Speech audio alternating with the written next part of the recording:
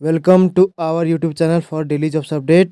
और आज हम इस वीडियो में एम्स कॉमन रिक्रूटमेंट एग्जामिनेशन के new recruitment notification online form apply process के बारे में पूरी जानकारी लेकर आ चुके हैं और मेरे दोस्त आपको पूरा जानकारी देंगे। जी हाँ दोस्तों, all India institute of medical science Delhi ने यहाँ पर कॉमन रिक्रूटमेंट एग्जामिनेशन CRE 2024-25 के लिए नोटिफिकेशन रिलीज किया है। इस एग्जाम के थ्रू यहाँ पर ग्रुप बी और सी के लगभग 3500 के आसपास खाली पदों को भरा जाएगा। कैसे आप अपने फॉर्म अप्लाई कर सकते हो बिना कोई मिस्टेक किए हुए, इसकी पूरी जानकारी हम आपको स्टेप बाय स्टेप रजिस्ट्रेशन से लेकर प्रिंट तक इस वीडियो में देंगे। बस आपको इस वीडियो को स्किप के बिना शुरू से लेकर एंड तक देखना है। उसके बाद वीडियो पसंद आए तो इसे लाइक और शेयर कर दें। चैनल पर नए हो तो इसे सब्सक्राइब कर लें। तो गाइस, बिना कोई वक्त गंवाए चलिए शुरू करते हैं। आपको इस वीडियो के डिस्क्रिप्शन बॉक्स में हमारी वेबसाइट का लिंक मिल जाएगा। यहाँ पर आपको इस भर्ती और एग्जाम के रिगार्डिंग सभी डिटेल्स प्रोवाइड करा दी गई है। All India institute of medical science AIIMS Delhi ने कॉमन रिक्रूटमेंट एग्जाम CRE के लिए यहाँ पर नोटिफिकेशन रिलीज किया है, जिसके तहत यहाँ पर ग्रुप बी और सी के 3500 खाली पदों को भरा जाएगा। आप 7 जनवरी 2025 से 31 जनवरी 2025 तक अपने फॉर्म अप्लाई कर सकते हो। 10वीं 12वीं पास डिग्री डिप्लोमा धारक कैंडिडेट अप्लाई कर सकते हैं। ऑनलाइन मोड में ऑल इंडिया से सभी कैंडिडेट्स अप्लाई कर सकते हैं। आपको इस पेज को नीचे स्क्रॉल डाउन करना है। इंपोर्टेंट लिंक सेक्शन में आकर ऑफिशियल नोटिफिकेशन PDF लिंक पर क्लिक करके इस भर्ती के नोटिफिकेशन को ओपन कर लेना है और इसमें से आपको पूरी डिटेल रीड कर लेनी है। उसके बाद आपको अप्लाई करना है। अप्लाई के लिए भी आपको हमारी वेबसाइट के इसी पेज पर ही अप्लाई ऑनलाइन का ये लिंक दिया गया है। जैसे ही आप इस लिंक पर क्लिक करेंगे तो आपके सामने यहाँ पर एम्स का ये ऑफिशियल पोर्टल खुलेगा। गाइस, यहाँ पर अगर आपने पहले से रजिस्ट्रेशन कर रखा है तो आपको लॉग इन टू अप्लाई इस टैब पर क्लिक करना है। आपके सामने यहाँ पर कुछ इस तरह से पेज ओपन होगा। आपको अपनी ID या फिर मोबाइल नंबर एंटर करना है, पासवर्ड एंटर करना है। लॉगिन की टैब पर क्लिक करके अपने डैशबोर्ड में लॉगिन करके आपको अपना फॉर्म अप्लाई कर देना है। और अगर आप इस भर्ती के लिए या फिर इस एग्जाम के लिए फर्स्ट टाइम अप्लाई करने जा रहे हो तो सबसे पहले यहाँ पर आपको अपना अकाउंट क्रिएट करना होगा। उसके लिए आपको क्रिएट ए न्यू अकाउंट ये टैब दी गई है, आप इस पर क्लिक करें। यहाँ पर आपके सामने कुछ इस तरह से इंटरफेस ओपन होगा। यहाँ पर आप अपना नाम एंटर करें, फुल नेम। उसके बाद आप उसे री एंटर करें कंफर्मेशन के लिए। फिर आप अपना मोबाइल नंबर एंटर करें, उसे भी कंफर्म कर ले एक बार फिर से एंटर करके। ईमेल ID एंटर करें, उसे भी कंफर्म करें। अपना पासवर्ड आप यहाँ पर एंटर के। पासवर्ड आपका यहाँ पर 8 से 10 कैरेक्टर के बीच में होना चाहिए और ये अल्फा न्यूमेरिक फॉर्मेट में होना चाहिए। मींस आपके पासवर्ड में कम से कम एक अपर केस कैरेक्टर, एक लोअर केस कैरेक्टर, एक इंटीजर नंबर और एक स्पेशल कैरेक्टर जैसे कि @ या फिर $, होना चाहिए। उसके बाद आपको वही पासवर्ड इधर एंटर करके उसे कंफर्म कर लेना है। पासवर्ड एंटर करने के बाद आपको अपना 12 डिजिट का आधार नंबर एंटर करना है। वेरीफाई आधार ऑप्शन पर क्लिक करना है और आपके रजिस्टर्ड मोबाइल नंबर पर एक OTP आएगा जो आपके आधार से अटैच है, उसे आपको वेरीफाई कर लेना है। और अगर आप आधार वेरीफाई किए बिना ही यहाँ पर आगे बढ़ना चाहते हैं तो आपको I want to proceed without Aadhaar based authentication इस चेकबॉक्स को ओके करना है और फिर आपको क्रिएट अकाउंट इस ऑप्शन पर क्लिक कर देना है। उसके बाद आपके रजिस्टर्ड मोबाइल नंबर और ईमेल ID पर OTP सबमिट किया गया है, वो OTP आपको यहाँ पर एंटर करना है और सबमिट बटन पर क्लिक कर देना है। इस तरह से यहाँ पर आपका अकाउंट क्रिएट हो चुका है। अब आपको यहाँ पर एम के इस इंटरफेस पर रिडायरेक्ट कर दिया गया है। यहाँ पर आकर आपको कॉमन रिक्रूटमेंट एग्जामिनेशन इस टैब पर क्लिक करना है।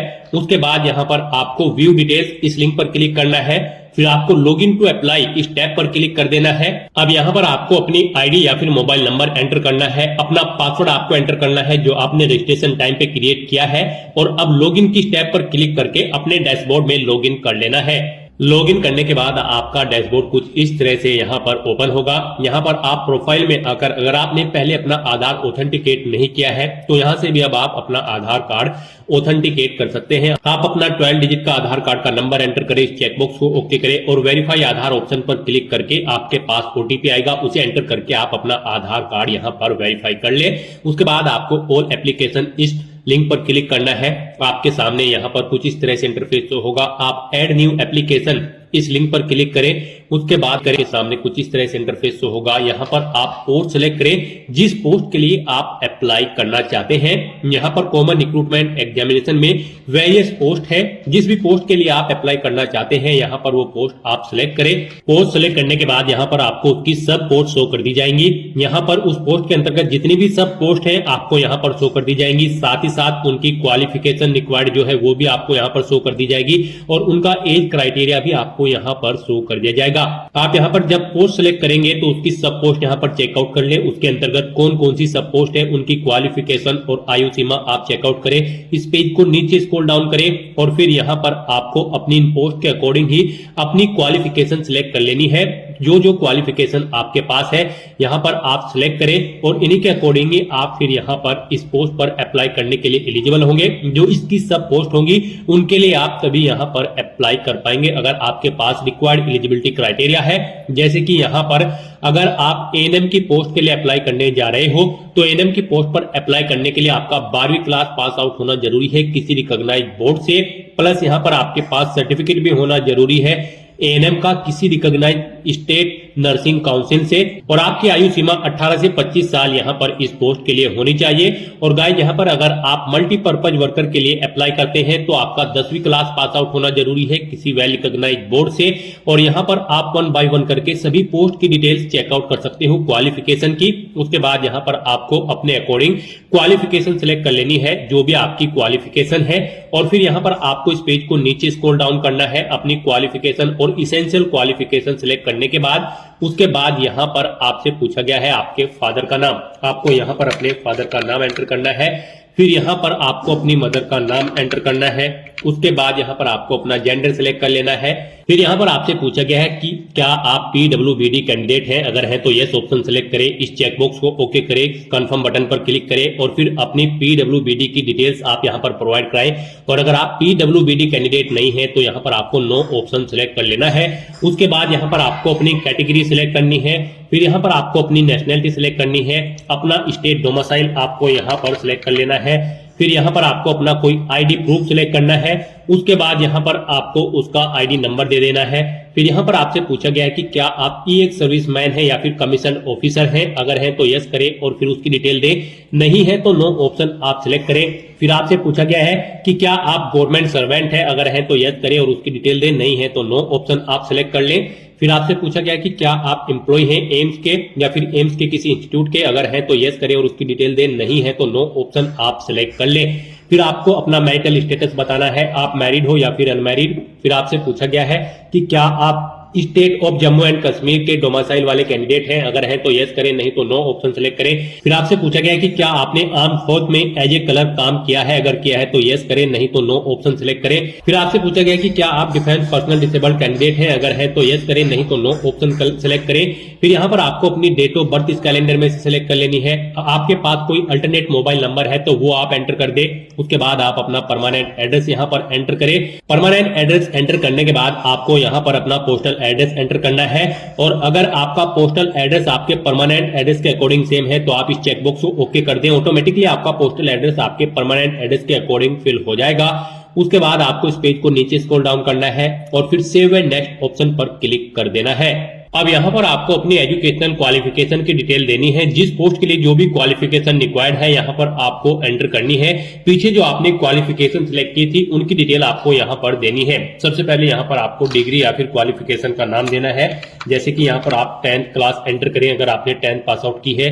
फिर आप यहाँ पर सब्जेक्ट या डिसिप्लिन या फिर टाइटल एंटर करें, आपने आर्ट में या फिर साइंस में या फिर कॉमर्स में जिसमें भी अपनी 10th क्लास पास आउट की है वो स्ट्रीम यहाँ पर एंटर करें।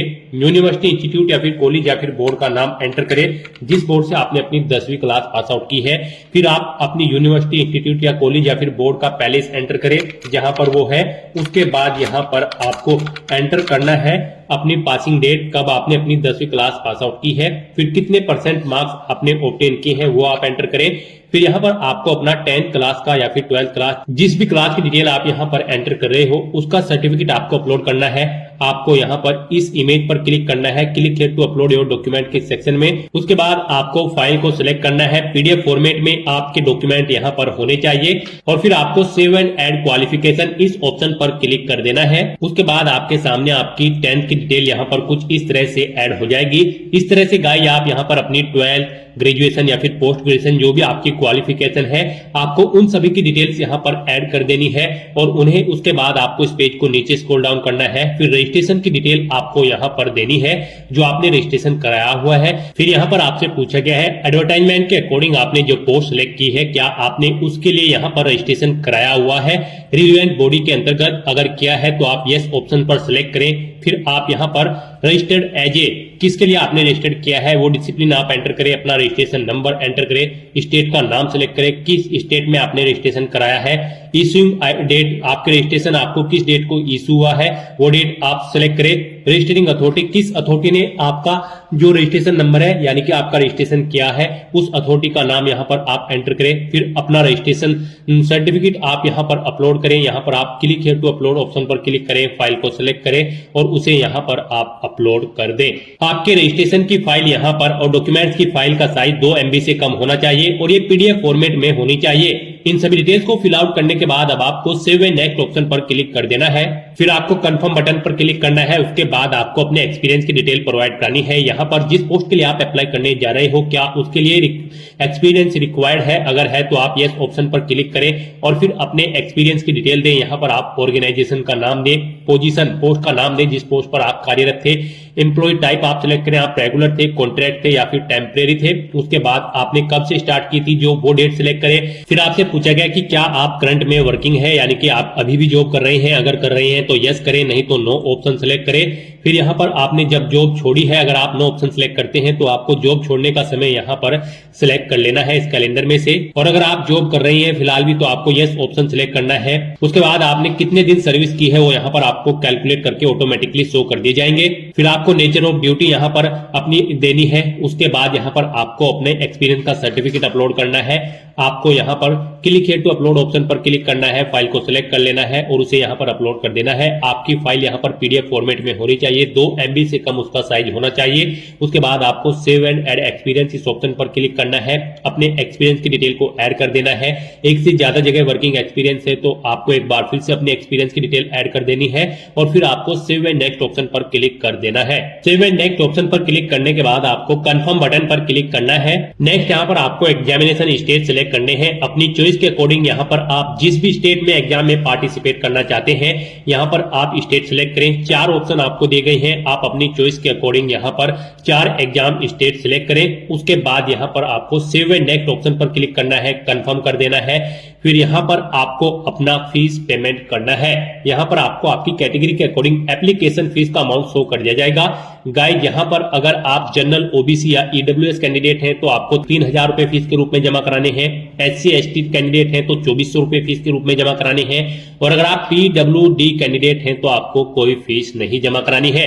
तो यहाँ पर अब आपको अपनी कैटेगरी के अकॉर्डिंग अपनी एप्लीकेशन फीस का अमाउंट जमा कराना है। यहाँ पर आप ऑनलाइन पेमेंट SBI ऑप्शन पर क्लिक करके अपना फीस पेमेंट कर सकते हैं, debit card, credit card, net banking या फिर UPI के थ्रू। तो यहाँ पर अब आपको ऑनलाइन पेमेंट SBI इस ऑप्शन पर क्लिक करना है। उसके बाद यहाँ पर आपको कंटिन्यू टू प्रोसीड ऑप्शन पर क्लिक करना है।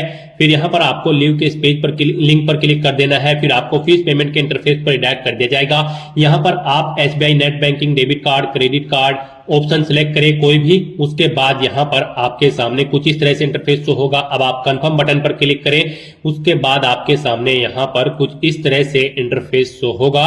गाइस यहाँ पर आपको अपना नेम ऑफ कार्ड, जिस कार्ड पर आपका जो नाम है वो आप एंटर करें, कार्ड का नंबर एंटर करें, उसकी एक्सपायरी डेट यहाँ पर आप एंटर करें और फिर 3 डिजिट का CVV नंबर जो आपके कार्ड के पीछे होता है वो यहाँ पर आप एंटर करें और पे बटन पर क्लिक करके अपनी एप्लीकेशन फीस का अमाउंट आप पे कर दें। सक्सेसफुली फीस पेमेंट करने के बाद आपको अपने डॉक्यूमेंट अपलोड करने हैं। यहाँ पर आपको अपना नो ऑब्जेक्शन सर्टिफिकेट अपलोड करना है।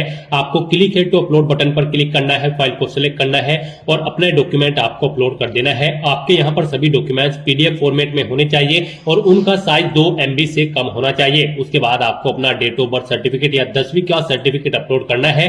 इसके लिए भी आपको click here to upload your document option पर क्लिक करना है और फाइल को सिलेक्ट करके उसे अपलोड कर देना है। फिर यहाँ पर आपको अपना कैटेगरी सर्टिफिकेट अपलोड करना है, आपको अपना कैटेगरी सर्टिफिकेट नंबर देना है, फिर आपको डेट सिलेक्ट कर लेनी है कब आपको आपका कैटेगरी सर्टिफिकेट इशू हुआ था, फिर आपको click here to upload your document option पर क्लिक करना है, फाइल को सिलेक्ट करना है और अपना कैटेगरी सर्टिफिकेट भी आपको अपलोड कर देना है। यहाँ पर आपके सभी डॉक्यूमेंट पीडीएफ फॉर्मेट में 2 MB से कम होने चाहिए। उसके बाद यहाँ पर आपको अपना फोटो अपलोड करना है, सिग्नेचर अपलोड करने हैं और फिर आपको लेफ्ट थंब इंप्रेशन यहां पर आपको अपलोड करना है। आपको अपलोड प्रोफाइल फोटो इस ऑप्शन पर क्लिक करना है।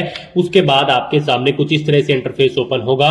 यहां पर आपका फोटो 6 मंथ से ज्यादा ओल्ड नहीं होना चाहिए, यानी कि 6 मंथ के अंदर अंदर ही आपका फोटो यहां पर खींचा हुआ होना चाहिए और उसका साइज यहां पर 2 MB से कम होना चाहिए, JPG या फिर JPEG या फिर PNG फॉर्मेट में। और यहां पर आपका फोटो का जो विड्थ है वो 3.5 इंटू 4.5 सेंटीमीटर उसकी हाइट होनी चाहिए। आपको इस इमेज पर क्लिक करना है, अपना फोटो सिलेक्ट करना है और उसे यहाँ पर आपको अपलोड कर देना है। तो इस तरह से यहाँ पर अपना फोटो अपलोड करने के बाद आपको सेव एंड रिव्यू ऑप्शन पर क्लिक करना है। उसके बाद आपको अपने सिग्नेचर भी यहाँ पर ऐसे ही अपलोड करने हैं। आपको इस लिंक पर क्लिक करना है, इस इमेज पर क्लिक करना है, सिग्नेचर को सिलेक्ट करना है और उन्हें यहाँ पर आपको अपलोड कर देना है। आपके सिग्नेचर 2 MB से कम होने चाहिए, JPG या फिर JPG फॉर्मेट में। इस चेकबॉक्स को ओके करें। 6 मंथ से ओल्ड नहीं होने चाहिए और एक बॉक्स में 6.3 सेंटीमीटर जिसकी विड्थ हो उसमें आपके सिग्नेचर होने चाहिए। कैपिटल लेटर में आपके सिग्नेचर नहीं होने चाहिए। अपने सिग्नेचर यहाँ पर अपलोड करने के बाद आपको सेव एंड रिव्यू ऑप्शन पर क्लिक करना है। फिर यहाँ पर आपको अपना लेफ्ट थंब इंप्रेशन अपलोड करना है। उसके लिए भी आपको इस इमेज पर क्लिक करना है, फाइल को सिलेक्ट करना है और अपना लेफ्ट थंब इंप्रेशन अपलोड कर देना है। वो भी यहाँ पर 2 MB से कम होना चाहिए, JPG या फिर JPG या फिर PNG फॉर्मेट में होना चाहिए। और यहाँ पर आपका लेफ्ट थंब इंप्रेशन भी 6 मंथ से ओल्ड नहीं होना चाहिए। तो यहाँ पर इस क्राइटेरिया को ध्यान में रखते हुए आपको अपने सभी डॉक्यूमेंट्स अपलोड करने हैं। वो यहाँ पर आपका लेफ्ट थंब इंप्रेशन एक बॉक्स में जिसकी विड्थ यहाँ पर 4.3 सेंटीमीटर हो उसके अंतर्गत होना चाहिए। तो आपको दी गई गाइडलाइंस के अकॉर्डिंग अपने डॉक्यूमेंट्स अपलोड करने हैं, अदरवाइज आपका एप्लीकेशन फॉर्म यहाँ पर रिजेक्ट हो सकता है। तो अपना लेफ्ट थंब इंप्रेशन अपलोड करने के बाद आपको सेव एंड रिव्यू ऑप्शन पर क्लिक कर देना है।